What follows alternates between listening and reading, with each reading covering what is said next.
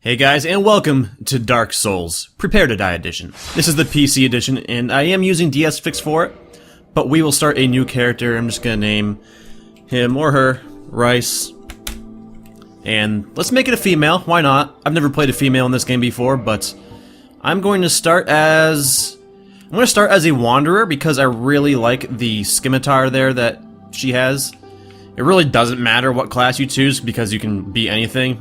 Different classes, they start at different levels with different stats based on what their class is, etc, etc. So just keep that in mind if you do start a new game. But I'm going to choose the Master Key because it is arguably the best thing to start with. It opens a lot of doors. And let's just do, I'll make her tiny. Face, not going to spend like 10 years creating something crazy, fantastic or anything like that, but yeah, it looks pretty good, I guess. I don't want pigtails. Just want, you know, normal long hair. I guess it looks okay. Again. What the hell? My Xbox just turned on, so if you heard a weird sound, that was what that was. That's pretty weird. But, yeah, this looks pretty good. Let's accept. And, I'm gonna shut up for a second. In the age of ancients, the world was unformed, shrouded by fog. A land of grey crags, arch trees, and everlasting dragons.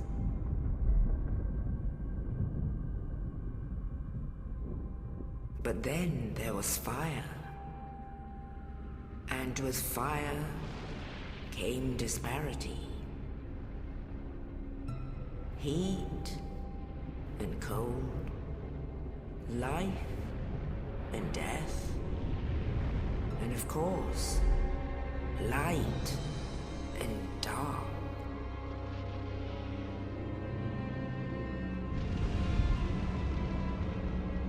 Then from the dark, they came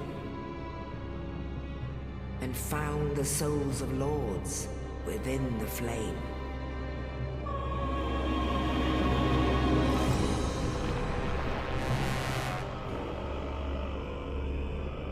Nito, the first of the dead.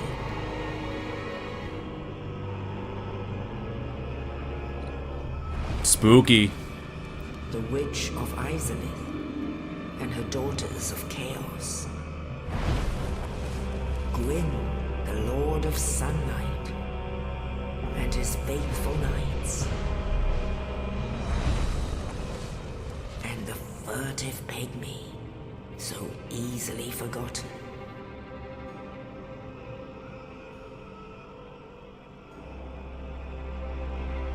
With the strength of lords, they challenged the dragons.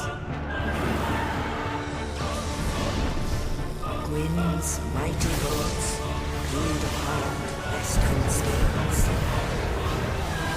Witches weaved great firestorms. Nito unleashed a miasma of death and disease.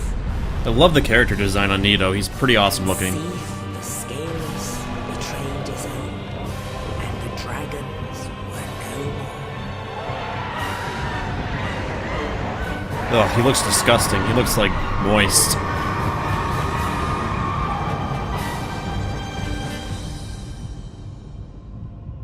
Thus began the Age of Fire.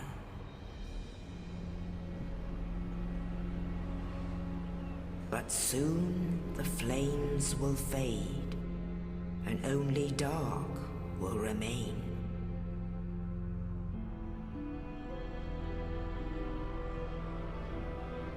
Even now, there are only embers, and man sees not light, but only endless nights. And amongst the living are seen carriers of the accursed dark side.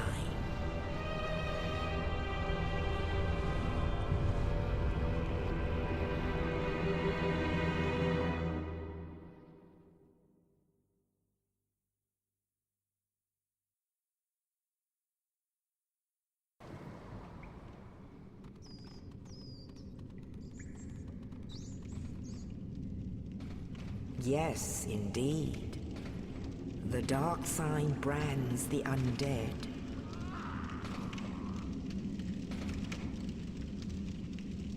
And in this land, the undead are corralled and led to the north.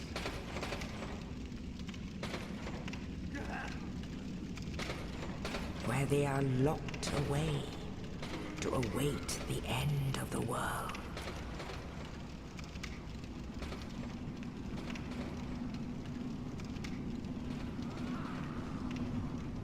This is your fate.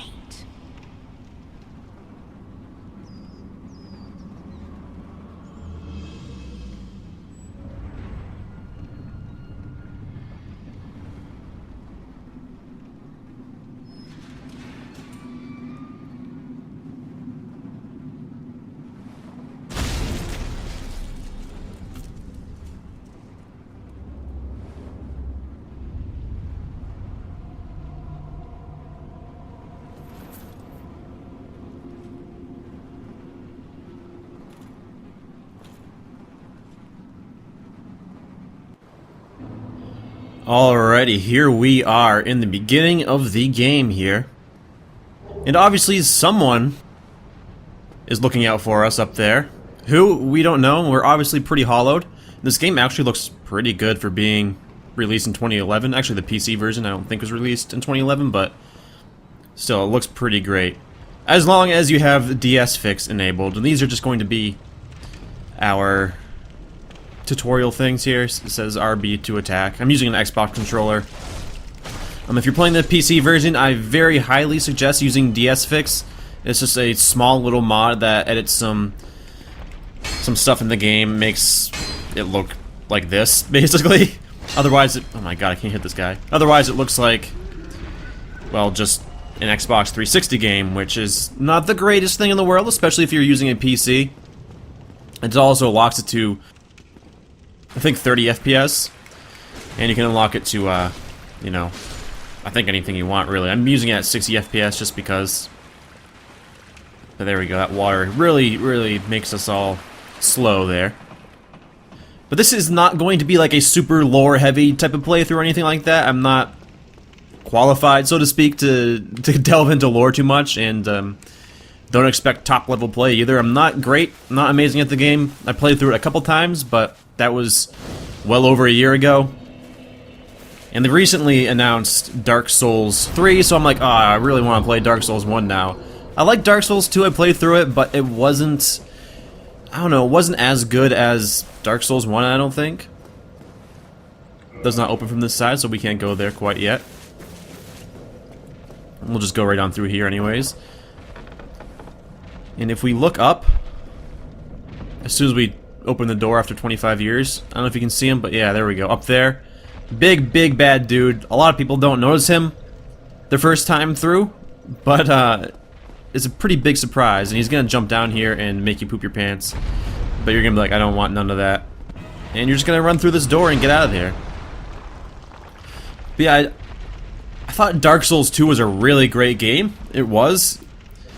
But it just didn't feel the same, you know? It felt like there's too much human element in it, I guess. You know, in Dark Souls 1 there was like a lot of beasties. Oh! Just got shot. There's a lot of like monsters and whatnot. A lot more monsters rather than humans. Whereas in this game, you know, there's big bad monsters, creepers, and stuff like that. And Dark Souls 3 looks like that's going to be a return to that. This guy, he's gonna shoot arrows at you, so of course you gotta go and grab your shield. He's gonna run away. You can chase after him and take him down with your broken sword. But you'll be here for about 37 years doing that, so I highly suggest you just run up here and get your weapon.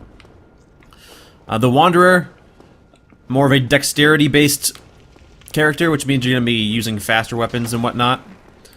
The Scimitar, very fast weapon, and I'm going to just backstab this guy. Just to make things a little bit quicker here. Because like I said, otherwise you'll be killing that dude for about half an hour. Not really half an hour, but a long time, nonetheless, if you use your broken sword. So there's that guy in there. He looks familiar, doesn't he? Perhaps the guy that just freed us? I don't know. Again, I'm not a huge lore person. And I don't think there's anything over here, but definitely if you're playing this game for the first time, you know, explore, because you might miss stuff that is going to be very important in the long run. This is a nasty little trick up here. You're gonna be like, oh, dude. Oh, I'm just running up the stairs, and then you're like, oh shit, and then you get hit by it like that. Showing you by example. Probably could have dodged it, I don't know. But, You. hey. You're no hollow. Thank goodness. I'm done for, I'm afraid. I'll die soon, then lose my sanity. I wish to ask something of you. You and I, we're both undead. Hear me out, will you? Of course. Regrettably, I have failed in my mission, but perhaps you can keep the torch lit. There is an old saying in my family. Thou who art undead art chosen, and thine exodus from the undead asylum maketh pilgrimage to the land of ancient lords. When thou ringeth the bell of awakening, the fate of the undead thou shalt know. Well, now you know, and I can die with hope in my heart. Oh, one more thing. Here, take this. An Estus flask. An undead favorite. Alright, thanks, homie. And this. So he gave us the Now I east wish key you there. well. I would hate to harm you after death. So go now, and thank you. Now you can kill this guy. There's not really much of a reason to kill him, but, you know, you can if you really want to. This is just telling us, you know, rest at bonfire. If we come down here, we can unlock this door. And look familiar, we were just here. We can rest here, replenish our Estus and whatnot, heal up. However, resting on bonfires also respawns any enemies that you have killed. So keep that in mind. You'll find that out pretty quickly anyways, but... Hey man. That wasn't nice. You'll notice that I did still take a little bit of damage even though I was blocking. That's just because this is like a leather shield. It's not the greatest thing in the game. But it does its job until you get a better shield, which is pretty quick.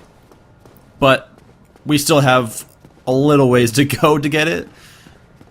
And this is a nasty little trick here. You turn this corner and there's like 3 dudes here. One of them has a bow. I'm just gonna get this guy to come out here. And then I'm gonna murder him. I guess it's not really murder if he's already dead, right? I mean, is that how that works? I don't really know. Then again, I suppose it would classify as self-defense. Backstabbing in this game is very important. One, it gives you a little bit more souls. And souls will be used to upgrade weapons, level up, and all that jazz. And it does a lot of damage. This guy, I'm gonna try and parry him. And I did successfully. Parrying, pretty much the same as backstabbing, in terms of it gives you a little bit more souls and it does more damage, but it's a little bit harder to pull off. But it's going to be very important in the game. Simply because you, well, can't backstab all enemies, but you can backstab most enemies, parry, excuse me, most enemies with swords and shield, to my knowledge. But we're going to go through this fog wall. And you'll notice below us, oh god, that guy. And we can do that, hold RB as we drop down and we can hurt him pretty badly. Roll out of the way, smack him in the booty. Oh, he hit me. Alrighty. You really want to try and stay behind this guy for obvious reasons. Yeah, I know his butt is pretty gross looking, but you should really try and stay behind him. I'm gonna fall back here a little bit to replenish my stamina. Should I use an Estus flask? Probably. But, oh god, I really should have gotten hit by that, but we can probably take him down right here, so it's not a big deal. There we go. The first boss is down. Pretty easy, right? Well, you might think it looked easy, but even though I got hit, but it's definitely not. For your first time playing through, you probably will get frustrated. And if you listen closely, you can hear another one of them stomping around. Or something stomping around. And that's going to be from below us. We can actually return here a little bit later. We won't, but... oh, should probably go the proper way. Now we might return here a little bit later and face that thing below us, but if we open the door, we will advance on into a new little area here.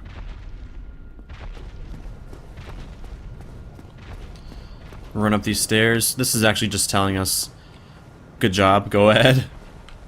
So you'll notice these marks on the ground all over the place throughout the world, and some of them are left by the developers, and a lot of them, most of them, are left by other players. They'll warn you of things, sometimes it'll just be troll comments, stuff like that. If we come over here, there's a crow's nest that's going to be significant a little bit later. Just kind of looking around.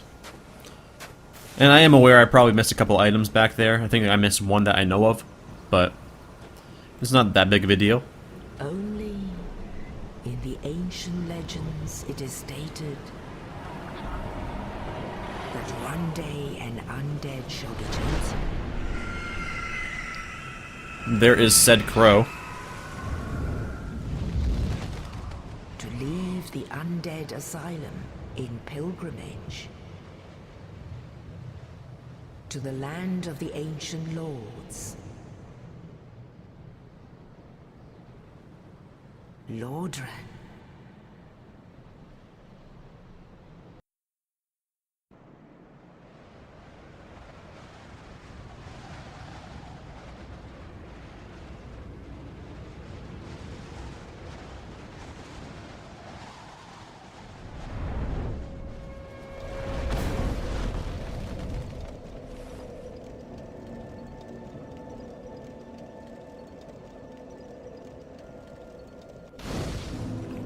Alright, so we just got dropped off here at Firelink Shrine.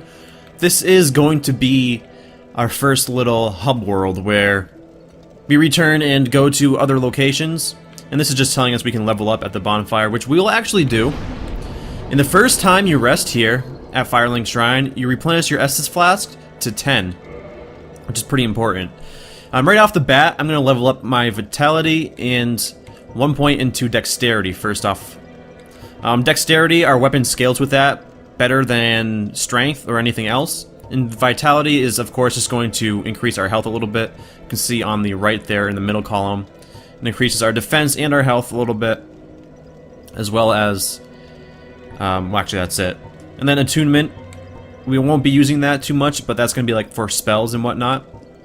As you see on the far right, Attunement slots goes up to 2. That's like how many spells you can use or have equipped, I guess. I should say. And Endurance, that's going to be like stamina and equipment load there. Also increases our bleed resist, which is going to be pretty important.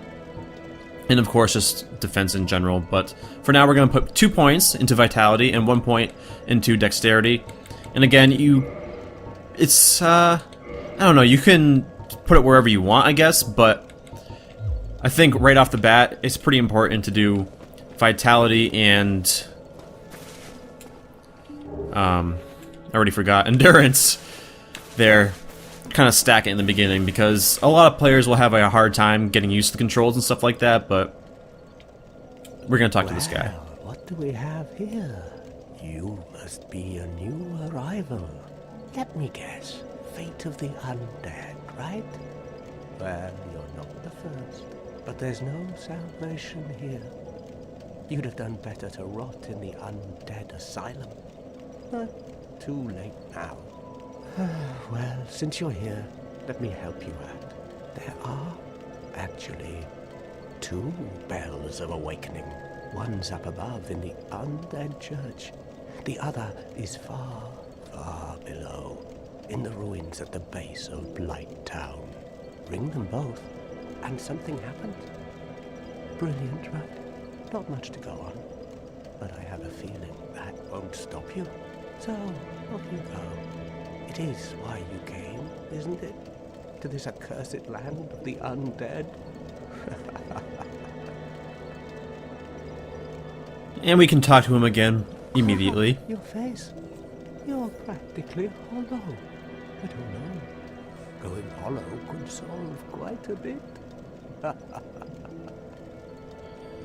And I think one more time he'll have new dialogue.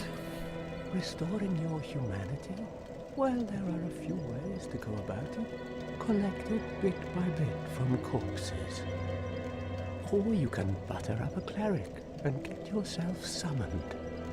And the quickest way, although I never do it, is to kill a healthy undead and pillage its humanity. Coveting thy neighbor is only human, after all. Alright, I think that's about it. He just kind of says, bugger off. What are you looking at? Don't try anything clever. You might regret it. Yeah. So, he basically told us some of the crucial game mechanics, and this probably just says try jumping or whatever. Yeah. Don't do it, you'll fall down that well.